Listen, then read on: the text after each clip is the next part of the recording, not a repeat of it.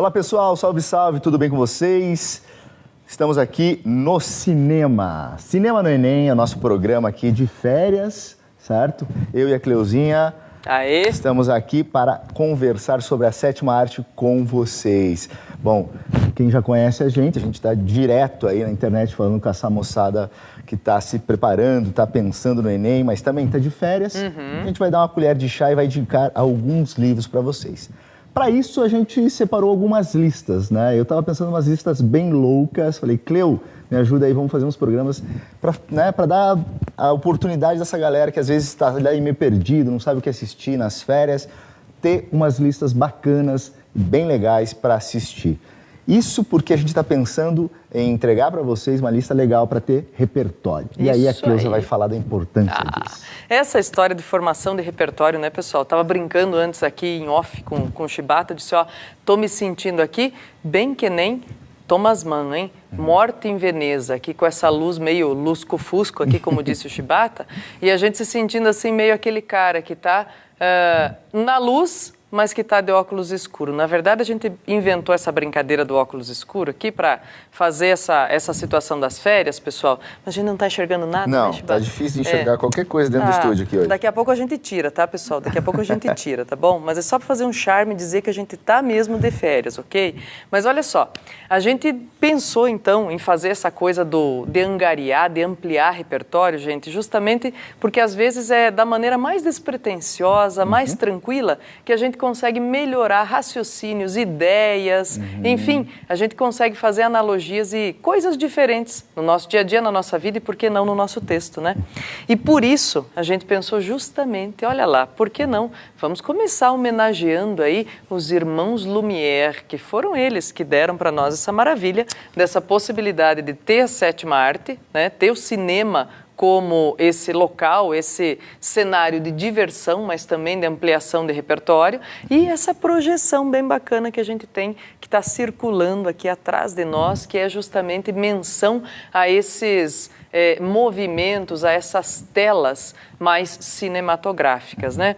E para pensar nisso também, né, Shiba, você falou das listas muito loucas, olha só, pessoal, listas muito loucas, claro, tudo que a gente escolheu aqui tem a ver com o nosso repertório, tem a ver com a nossa formação, tem a ver com a ideia que a gente faz daquilo que vai ser muito bom que você conheça, mas você deve e pode. Comenta aí os nossos programas, diz o que você está achando, como é que você está se sentindo assistindo, só não vale xingar, né, Shibata? Sim, sim. Fala aí, ó, faltou esse filme, como é que vocês deixam de fora? E eu já não botei os melhores, eu já não fiz aquelas listas de top, não sei o quê, porque eu sabia que ia dar confusão. Então eu falei assim, ó, vamos fazer umas listas assim, ó, repertório de cinema, o cinema como tema. Vamos fazer uma lista assim e aí vai ter vários programas aí que você vai acompanhar. Isso aí. Também. E você pode dizer, ó, eu quero uma lista de tal tema. Beleza, você vai solicitando, vai pedindo aí, a gente vai preparando para vocês, tá bom? E o cinema como tema, do que a gente vai falar quando é isso, hein? Metalinguagem, metacinema. Isso, já vou revelar aqui, ó, o que vem pela frente, ó. Essa listinha aqui é da Cleusa, A Invenção de Hugo Cabret, certo?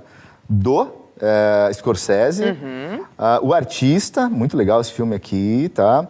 O Artista e Cinema Paradiso. Cinema Paradiso. Assim, não, temos que incluir Cinema Paradiso, que é um filme que eu adoro. Você chora muito em filme? Eu sou bem manteiga derretida. Eu choro muito pouco, assim, não tenho... Eu saio emocionado, inclusive em filmes que às vezes não tem... Mas eu saio emocionado por conta da obra, de arte, assim. O cinema me emociona, o livro me emociona por conta disso. Isso é tão bom que eu fico... eu choro. Eu choro em inauguração de supermercado, prof, então Bom, então...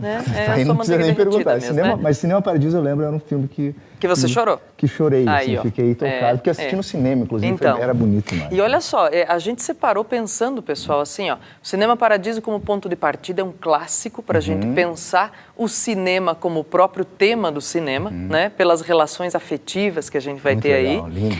A atuação dos personagens, dos atores. E a gente separou essa integração entre A Invenção de Hugo Cabret e O Artista, porque são filmes, olha que bacana, lançados no mesmo ano.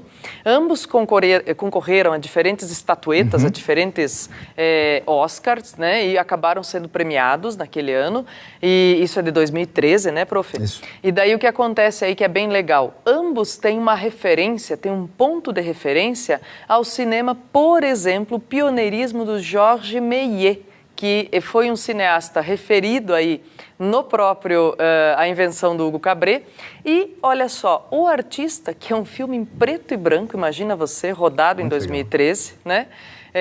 Dá para até pensar, né, Chiba?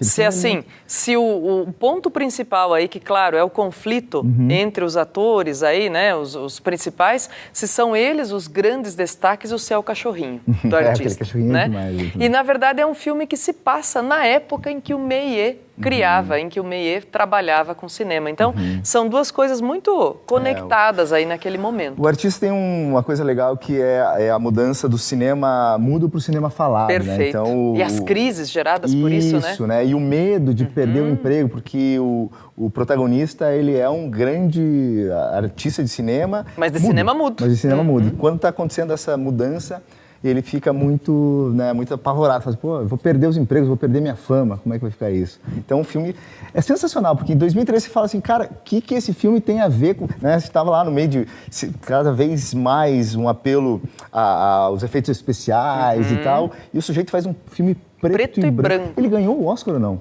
Se não me engano, ele ganhou. Quem ganhou o Oscar foi o ator, né? O ator ganha como melhor ator. O filme não ganha? O filme não. Não? Tá. Eu vou ver depois quem ganhou. Quem ganhou, Te conto na próxima. A gente conta na listinha aí, na sequência. Mas eu lembro que eu assisti e achei Ou foi demais. O filme que ganhou também? Ai, gente, agora eu tô confusa. Eu acho que o filme ganhou, Pode ser. Eu fiquei muito impressionada. Quando a gente fizer outra lista, a gente conta pra eles. Conta. Mas fiquei muito impressionada com o sucesso, gente, justamente que o filme foi capaz de fazer. Sendo um filme em preto e branco, né? Nessa época em que se referencia tanto o efeito especial, essa busca, né, por coisas assim muito mais fantásticas, vamos dizer, nesse sentido. Tá, né?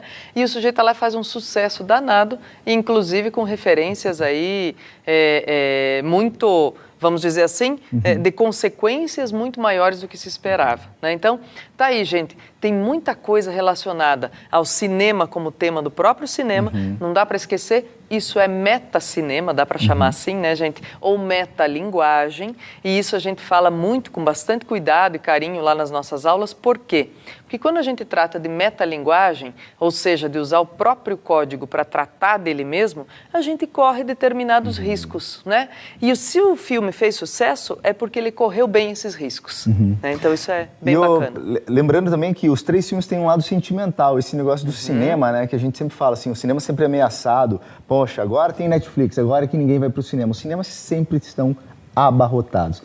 E acho que foi nos anos 90, começo, 2000 e pouquinho, quando começam os DVDs, lembram? Isso era uma discussão, né? O pessoal mais novo não vai lembrar, mas o pessoal mais velho vai lembrar. Era uma discussão se o cinema ia acabar. Perfeito. Certo? Não, anterior ainda, quando a TV chegou. Quando a TV chegou. Né? Então, quando a TV chega ao Brasil nos anos 70, né, Chibata? A grande discussão era essa, se as pessoas iam continuar indo ao cinema.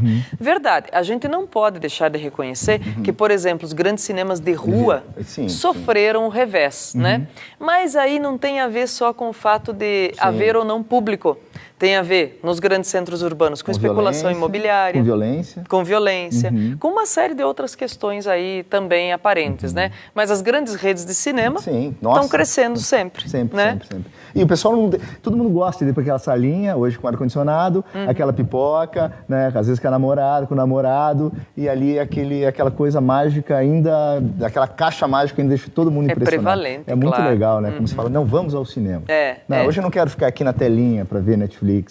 Eu quero ir pro cinema, quero assistir esse no cinema. E é super legal esse lado lírico, bonito, poético do cinema ainda, que ainda é insubstituível. É verdade. Então, olha só, a gente sugere a você, lembrando que alguns desses filmes, gente, estão aí à disposição em plataformas mais facilmente encontráveis na internet e tudo mais, né? Procuramos fazer isso também. Isso, alguns, se não estiverem, olha, procurando aqui acolá, até nas saudosas, vamos dizer assim, já, né, Chibata? Saudosas locadoras a gente encontra, né? Então, quer dizer, há uma série de possibilidades de você encontrar esses títulos e, olha, fazer bem feitinha aí a lição de casa de férias, né? Vou retomar a lista, então. A Invenção de Hugo Cabret, certo? O Artista, que é aquele em preto e branco, legal demais. E Cinema Paradiso. Cinema Paradiso. Qual você gosta mais? Cinema Paradiso. Cinema Paradiso também. 2-0, então? 2-0. Então tá bom. A indicação aí, pessoal, ó, começa pelo clássico. Moçada, até o próximo programa. Tchau, tchau. Valeu, bom filme.